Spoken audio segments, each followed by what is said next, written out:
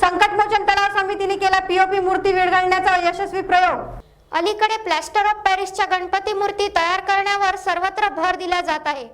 भक्तगण 10 दिवसाची मनोभावे पूजा अर्चा करून नंतर मूर्तीचे विसर्जन करण्यासाठी तलाव, विहिरी किंवा घाण पाणी असलेल्या ठिकाणी सुद्धा विसर्जन करतात। त्यामुळे धार्मिक भावना दुखावल्या जाते, प्रदूषणाची वाढ होते। हे प्रकार टाळण्यासाठी येथील संकटमोचन तलाव समितीने सदर गणपती मूर्ती विसर्जनासाठी यावर्षी विशेष प्रयोग सुरू केला आहे। संकटमोचन तलावात यावर्षी प्रचंड घाण कचरा साचला आहे। त्या ठिकाणी मूर्ती विसर्जन करू नये म्हणून संकटमोचन तलाव समितीने तलावाकाठीच पाण्याची व्यवस्था करून दिली। त्या पाण्यात प्लॅस्टर ऑफ पॅरिसच्या मूर्ती विरघळणारे पदार्थ मिश्रित केले। त्यात मूर्ती विसर्जन केल्यानंतर काही वेळात सदर मूर्ती पाण्यात विरघळते। या परिसरातील नगरसेवक दिनेश चिंडाले, नगरसेविका सौ दर्शना इंगोले, सामाजिक कार्यकर्ता राहुल दाभाडकर यांच्या कल्पनेतून हा कार्यक्रम राबविण्यात आला। आज या उपक्रमाविषयी नगरसेवक दिनेश चिंडाले व नगरसेविका दर्शना इंगोले यांनी पत्रकारांना माहिती देताना सांगितले की नागरिकांना श्री गणेशजींचे विसर्जन या प्रयोगाअंतर्गत केले तर गणेशजींची मूर्तीची विटंबना होणार नाही, तसेच प्रदूषण वाढीसही आळा बसेल। या उपक्रमाअंतर्गत गणेशजींचे विसर्जन केल्यानंतर तेच पाणी नागरिकांनी आपापल्या घराच्या कोणत्याही झाडांना दिल्यास ते पाणी झाडांसाठी संजीवनी ठरते। तसेच दरवर्षी तलावात मूर्ती विसर्जन केल्याने तलावाचे होणारे नुकसान यापुढे होणार नाही, धार्मिक भावना दुखावल्या जाणार नाही, प्रदूषण वाढीस आळा बसेल। या उपक्रमाचे हे पहिलेच वर्ष आहे।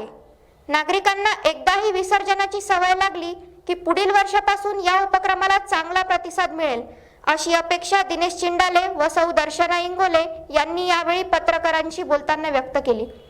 यावेळी संकटमोचन तलाव समितीचे रघुवीर सिंह चौहान, दीपक काळे, बाळासाहेब जयसिंगपुरे व अन्य सदस्य उपस्थित होते। परिसरातील नागरिकांनी आज दिवसभर याच उपक्रमाअंतर्गत विसर्जनाला प्राधान्य दिले।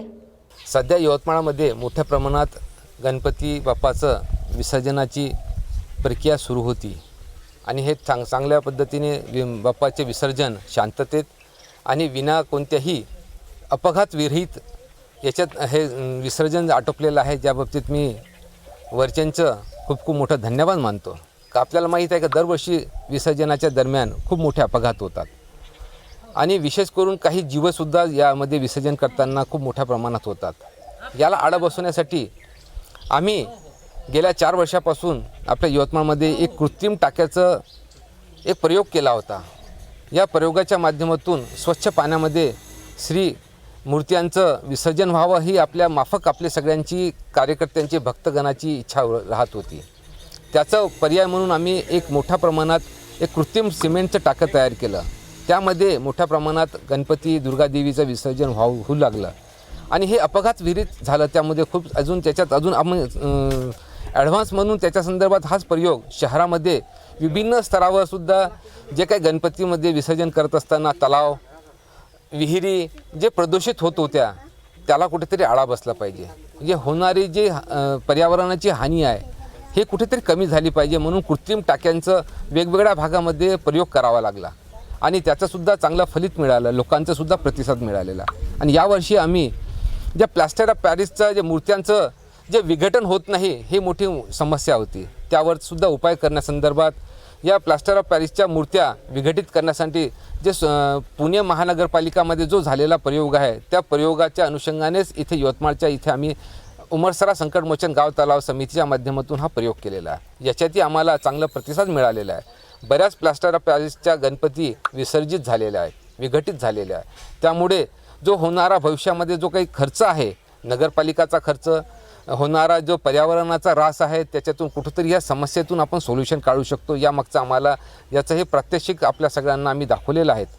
निश्चितच याचं यवतमाळकर जनतेने आणि प्रशासनाने याचं अनुकरण करावं हीच आमची माफक अपेक्षा आहे। नमस्कार, मी नगरसेविका दर्शना इंगोले, प्रभाग 22 उमरसरा।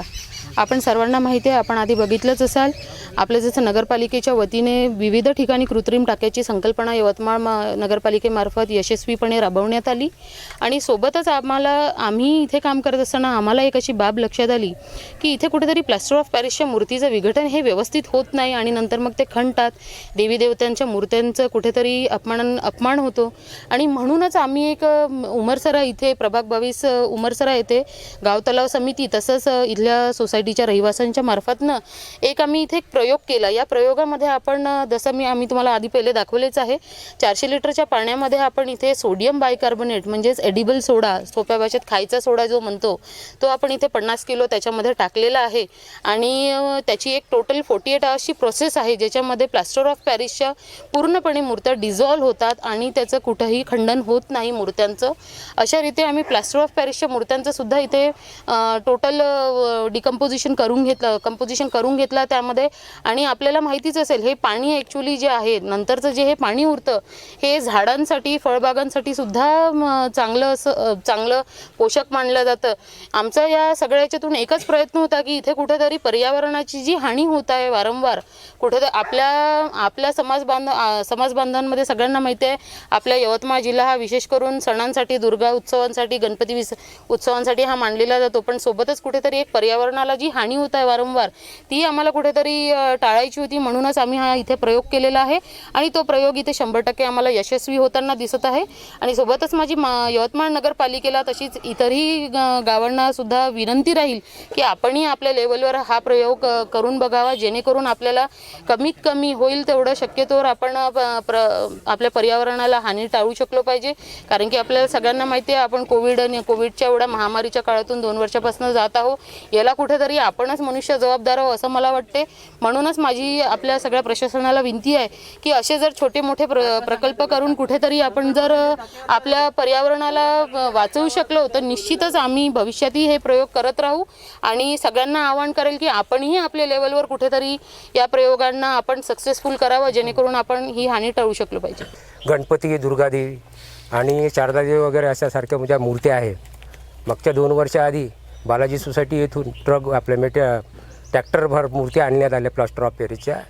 त्याचे हात वेगळे, पाय वेगळे आणि त्याची जी विटंबना झालेली आहे ते आमचे मित्र दाभळकर यांना पाहायला गेली नाही. याच्यावर कुठला तरी पर्याय झाला पाहिजे आणि मूर्तीची विटंबनासुद्धा झाली नाही पाहिजे.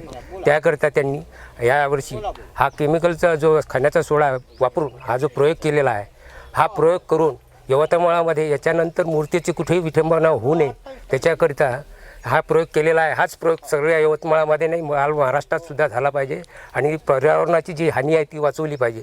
संकटमोचन तलावाची जी अवस्था आहे ती खूप बिकट आहे. सध्याच्या परिस्थितीत जर तुम्ही आज फिरायला गेले तिथे बाजूला तर तुम्हाला मेडिकल वेस्टचं खूप मोठं प्रमाण दिसेल. मेडिकल वेस्टचे 2 प्रकार आहेत. एक दवाखान्यातून डायरेक्ट येतो आणि दुसरा जे आता घरी क्वारंटाईन लोक होते किंवा आजारी लोक होते यांचे बॉटल्स, रॅपर, त्याच्यानंतर नारळाच्या कवट्या सगळ्यात मोठा प्रश्न आहे. कारण नारळाच्या कवट्या जो आहे तो कोण पितो, तो आजारी माणूस. तर तो आज रस्त्यावर तुम्हाला जागेवर दिसेल, यवतमाळात दिसते पूर्ण. आणि संकटमोचन तर त्याचा बळी आहेच. तर याच्यासोबत हा पूर्ण यवतमाळचा प्रश्न आहे. तर याच्यावर काम होणं खूप आवश्यक आहे. तर आता लोक याला खूप बेजबाबदारीने वागून राहिल्या. जेव्हा घरातला जो दवाखाना आहे, आता नगर परिषदनी यांना नोटिसा पाठवल्या दवाखान्यांना. दवाखान्याचा अमरावतीवरून कोणीतरी वेस्ट मॅनेजमेंट करतं आहे. पण आपलं हे जे घरातून येणारा वेस्ट आहे म्हणजे जो मेडिकल वेस्ट आहे हा सगळ्यात मोठी गंभीर समस्या आहे. याच्यावर आळा घालायसाठी प्रयत्न होणं आवश्यक आहे. आणि आज जर तुम्ही संकटमोचनच्या तलावात जर फिरले